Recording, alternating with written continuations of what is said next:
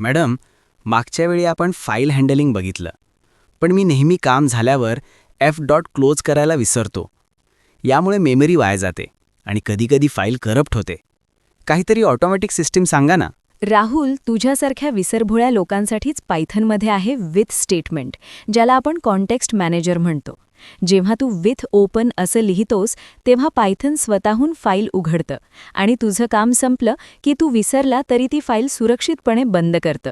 मग एरर आला तरी टेन्शन नाही, फाईल ऑटोमॅटिकली क्लोज होतेच. मजेदार रिअल लाईफ उदाहरण.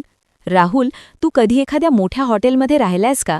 तिथे रूममध्ये शिरल्यावर आपण की कार्ड एका खाचेत टाकतो तेव्हाच लाईट्स चालू होतात आणि बाहेर पडताना कार्ड काढलं की लाईट्स आपोआप बंद होतात.